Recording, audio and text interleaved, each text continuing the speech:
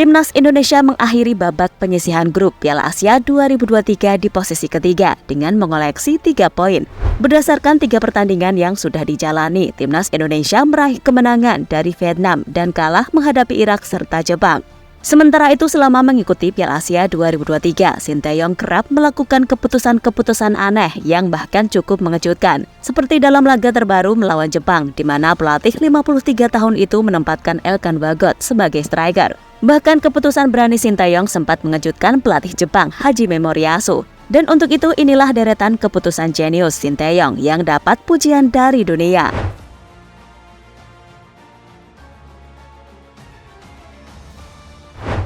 Timnas Jepang akhirnya lolos ke babak 16 besar Piala Asia usai menaklukkan Timnas Indonesia di Stadion Al-Tumama, Doha, Qatar.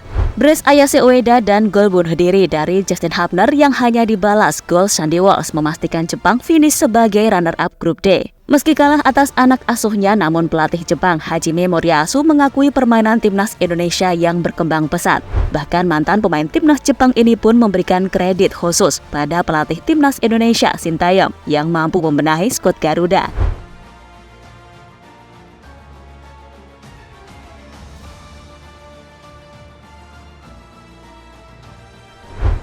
Seperti kita ketahui, di ajang Piala Asia tahun ini, Timnas Indonesia jadi tim terlemah kedua setelah Hong Kong jika mengacu pada ranking FIFA. Akan tetapi Merah Putih menampilkan permainan yang cukup baik sepanjang fase grup. 2 kekalahan menghadapi Irak dan Jepang agaknya bukan sesuatu yang bisa dihindari Timnas Indonesia. Namun kemenangan melawan Vietnam menunjukkan kelas skuad talenta-talenta muda skuad Merah Putih. Sementara itu, meski kalah atas Timnas Jepang dengan skor 3-1, namun peluang Timnas Indonesia untuk lolos ke babak 16 besar Piala Asia 2023 sebenarnya masih terbuka lewat jalur peringkat ketiga terbaik.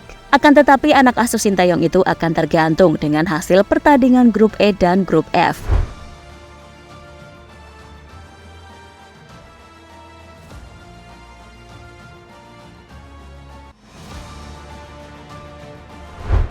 Dan selama mengikuti Piala Asia 2023, Sinteyong kerap melakukan keputusan-keputusan jenius yang cukup mengejutkan. Seperti dalam laga terbaru saat melawan Jepang, di mana Sinteyong secara mengejutkan menempatkan Elkan Bagot sebagai striker dengan menggantikan Egy Maulana Fikri yang mengalami cedera.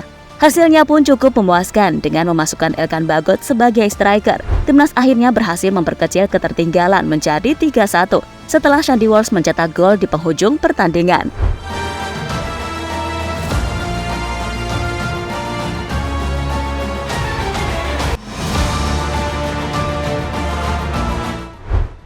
Dan tak hanya sekali, selama Piala Asia 2023 berlangsung, pelatih berusia 53 tahun itu melakukan beberapa keputusan cerdas yang sulit diperkirakan oleh pelatih lawan. Bahkan keputusan Sinteyong itu benar-benar diakui pelatih Jepang Hajime Moriyasu.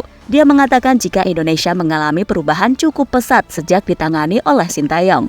Indonesia berkembang pesat di bawah kepemimpinan pelatih Sinteyong, ungkap Hajime Moriyasu dalam pers usai pertandingan.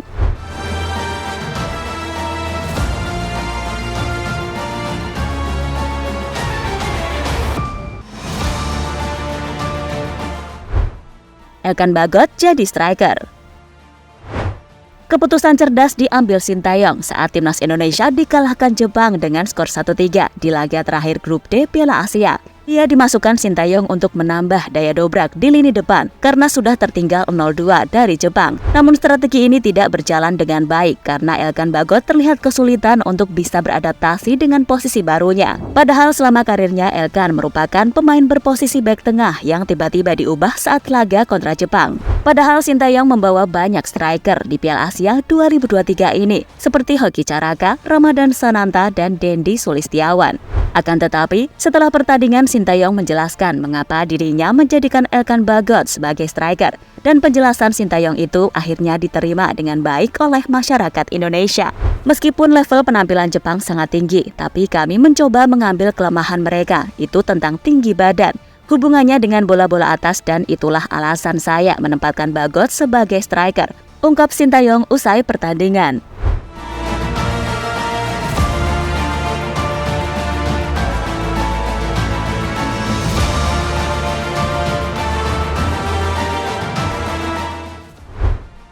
Hubner jadi gelandang bertahan. Keputusan cukup berani berikutnya yang dilakukan Sintayong adalah memasukkan Justin Hubner sebagai gelandang bertahan di laga kontra Irak. Pada pertandingan tersebut, Justin Hubner berduet dengan Ivar Janner sebelum akhirnya dikembalikan lagi ke posisi aslinya di babak kedua. Keputusan Sintayong untuk memasang Justin Hubner sebagai gelandang bertahan sudah dilakukan pada saat Indonesia beruji coba melawan Libya. Namun hasilnya kurang memuaskan karena Hubner tampaknya kesulitan untuk bermain di posisi barunya sebagai gelandang bertahan. Posisi pemain Wolves U21 itu adalah bek tengah sehingga perlu penyesuaian kembali. Sementara itu Sintayong pun masih memiliki Mark Klok yang bisa beroperasi sebagai gelandang bertahan.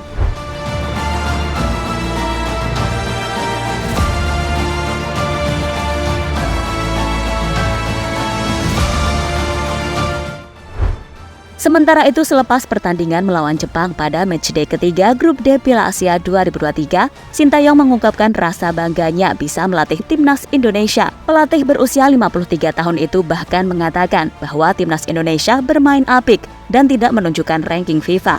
Secara individu sebagai pelatih, turnamen besar seperti ini selalu memberikan saya perkembangan dan kesan tersendiri. Saya melatih salah satu tim terlemah di Piala Asia 2023. Jadi ini juga menjadi pengalaman tersendiri bagi saya. Indonesia sekarang ranking 146, tapi jika melihat realitas permainan, sebenarnya itu tidak sesuai dengan ranking FIFA kami sekarang. Dan saya ingin menyampaikan bahwa tim saya adalah tim yang termuda dengan mendapatkan pengalaman bermain melawan tim terbaik di Asia. Akan membantu kami untuk terus berkembang, ungkap Sintayong dikutip dari laman PSSI.